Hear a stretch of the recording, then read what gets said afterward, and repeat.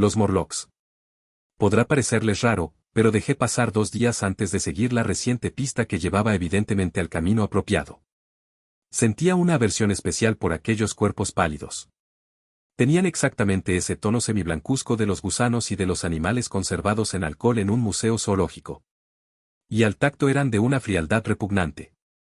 Mi aversión se debía en gran parte a la influencia simpática de los Eloi, cuyo asco por los Morlocks empezaba yo a comprender. La noche siguiente no dormí nada bien. Sin duda mi salud estaba alterada. Sentíame abrumado de perplejidad y de dudas. Tuve 1 o 2 veces la sensación de un pavor intenso al cual no podía yo encontrar ninguna razón concreta. Recuerdo haberme deslizado sin ruido en el gran vestíbulo donde los seres aquellos dormían a la luz de la luna. Aquella noche Beena se hallaba entre ellas, y sentíame tranquilizado con su presencia. Se me ocurrió, en aquel momento, que en el curso de pocos días la luna debería entrar en su último cuarto, y las noches serían oscuras. Entonces, las apariciones de aquellos desagradables seres subterráneos, de aquellos blancuzcos lémures, de aquella nueva gusanera que había sustituido a la antigua, serían más numerosas. Y durante esos 2 días tuve la inquieta sensación de quien elude una obligación inevitable. Estaba seguro de que solamente recuperaría la máquina del tiempo penetrando audazmente en aquellos misterios del subsuelo. Sin embargo, no podía enfrentarme con aquel enigma. De haber tenido un compañero la cosa sería muy diferente. Pero estaba horriblemente solo, y el simple hecho de descender por las tinieblas del pozo me hacía palidecer. No sé si ustedes comprenderán mi estado de ánimo, pero sentía sin cesar un peligro a mi espalda. Esta inquietud, esta inseguridad, era quizá la que me arrastraba más y más lejos en mis excursiones exploradoras. Yendo al sudoeste, hacia la comarca escarpada que se yerna ahora con Begut, observé a lo lejos, en la dirección del Bansteadzip I del siglo XIX, una amplia construcción verde, de estilo diferente a las que había visto hasta entonces. Era más grande que el mayor de los palacios o ruinas que conocía, y la fachada tenía un aspecto oriental, mostraba hasta el brillo de un tono gris pálido, de cierta clase de porcelana china. Esta diferencia de aspecto sugería una diferencia de uso, y se me ocurrió llevar hasta allí mi exploración. Pero el día declinaba ya, y llegué a la vista de aquel lugar después de un largo y extenuante rodeo, por lo cual decidí aplazar la aventura para el día siguiente, y volví hacia la bienvenida y las caricias de la pequeña Beena. Pero a la mañana siguiente me di cuenta con suficiente claridad que mi curiosidad referente al palacio de porcelana verde era un acto de autodecepción, capaz de evitarme, por un día más, la experiencia que yo temía. Decidí emprender el descenso sin más pérdida de tiempo, y salí al amanecer hacia un pozo cercano a las ruinas de granito y aluminio. La pequeña Beena vino corriendo conmigo, bailaba junto al pozo, pero, cuando vio que me inclinaba yo sobre el brocal mirando hacia abajo, pareció singularmente desconcertada. «Adiós, pequeña Beena», dije, besándola, y luego, dejándola sobre el suelo, comencé a buscar sobre el brocal los escalones y los ganchos. Más bien deprisa, debo confesarlo, pues temía que flaquease mi valor. Al principio ella me miró con asombro. Luego lanzó un grito quejumbroso y, corriendo hacia mí, quiso retenerme con sus manitas. Creo que su oposición me incitó más bien a continuar. La rechacé, acaso un poco bruscamente, y un momento después estaba adentrándome en el pozo. Vi su cara agonizante sobre el brocal y le sonreí para tranquilizarla. Luego me fue preciso mirar hacia abajo a los ganchos inestables a que me agarraba. Tuve que bajar un trecho de 200 yardas, quizá. El descenso lo efectuaba por medio de los barrotes metálicos que salían de las paredes del pozo, y como estaban adaptados a las necesidades de unos mucho más pequeños que yo, pronto me sentí entumecido y fatigado por la bajada. Y no solo fatigado. Uno de los barrotes se dio de repente bajo mi peso, y casi me balanceé en las tinieblas de debajo. Durante un momento quedé suspendido por una mano, y después de esa prueba no me atreví a descansar de nuevo.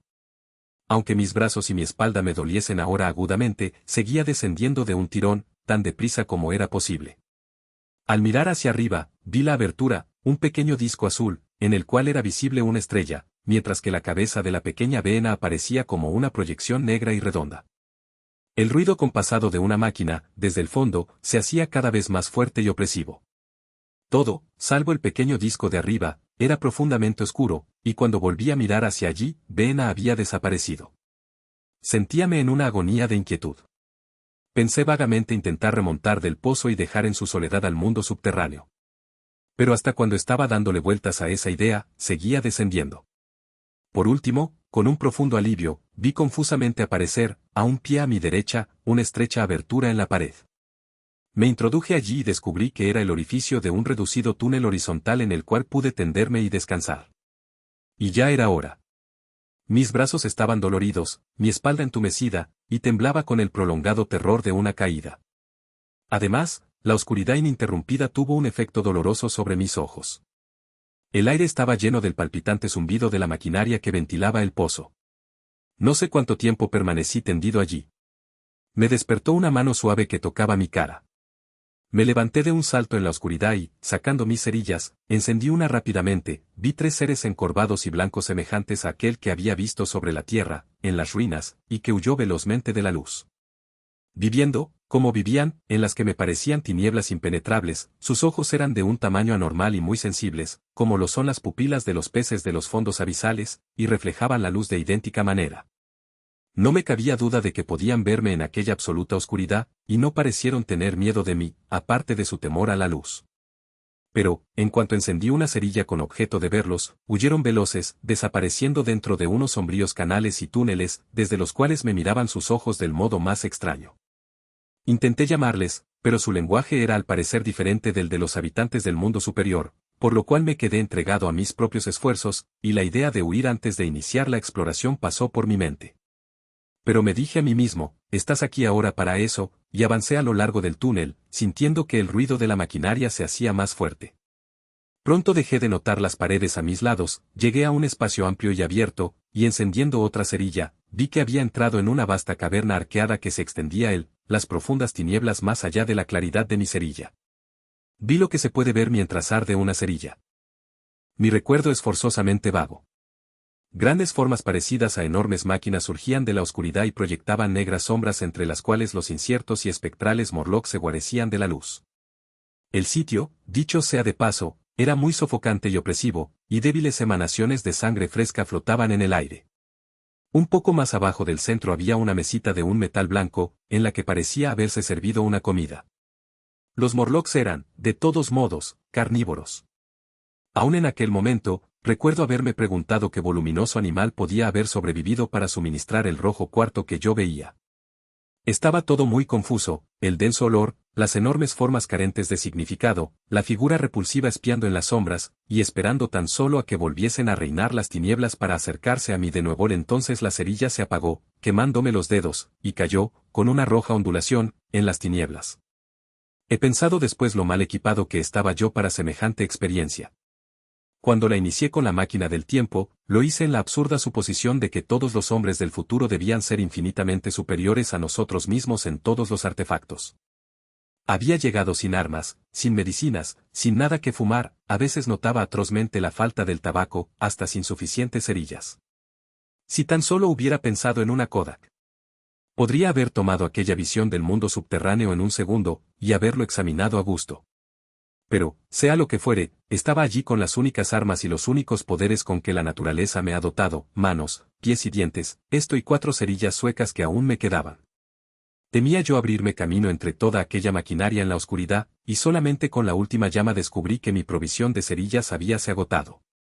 No se me había ocurrido nunca hasta entonces que hubiera necesidad de economizarlas, y gasté casi la mitad de la caja en asombrar a los habitantes del mundo superior, para quienes el fuego era una novedad. Ahora, como digo, me quedaban 4, y mientras permanecía en la oscuridad, una mano tocó la mía, sentí unos dedos descarnados sobre mi cara, y percibí un olor especial muy desagradable.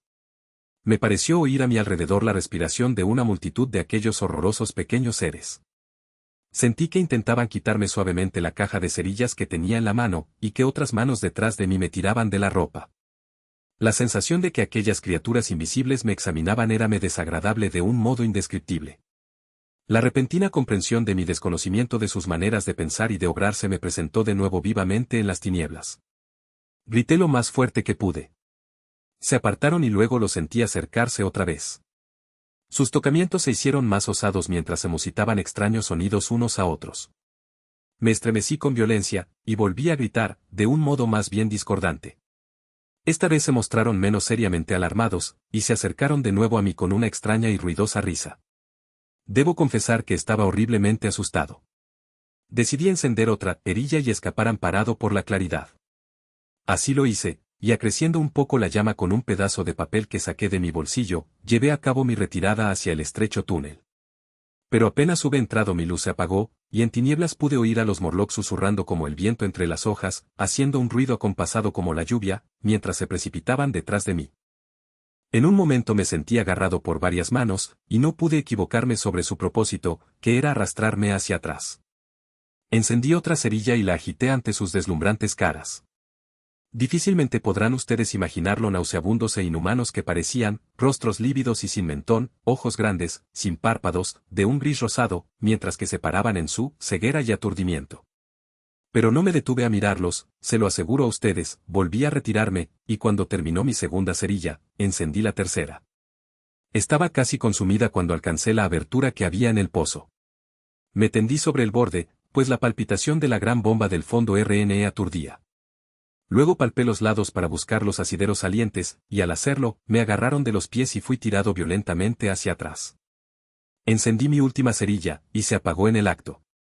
Pero había yo empuñado ahora uno de los barrotes, y dando fuertes puntapiés, me desprendí de las manos de los Morlocks, y ascendí rápidamente por el pozo, mientras ellos se quedaban abajo atisbando y guiñando los ojos hacia mí, todos menos un pequeño miserable que me siguió un momento, y casi se apoderó de una de mis botas como si hubiera sido un trofeo. Aquella escalada me pareció interminable. En los últimos 20 o 30 pies sentí una náusea mortal. Me costó un gran trabajo mantenerme asido. En las últimas yardas sostuve una lucha espantosa contra aquel desfallecimiento. Me dieron varios vaídos y experimenté todas las sensaciones de la caída. Al final, sin embargo, pude, no sé cómo, llegar al brocal y escapar tambaleándome fuera de las ruinas bajo la cegadora luz del sol. Caí de bruces. Hasta el suelo olía dulce y puramente. Luego recuerdo a Bena besando mis manos y mis orejas, y las voces de otros Eloy. Después estuve sin sentido durante un rato.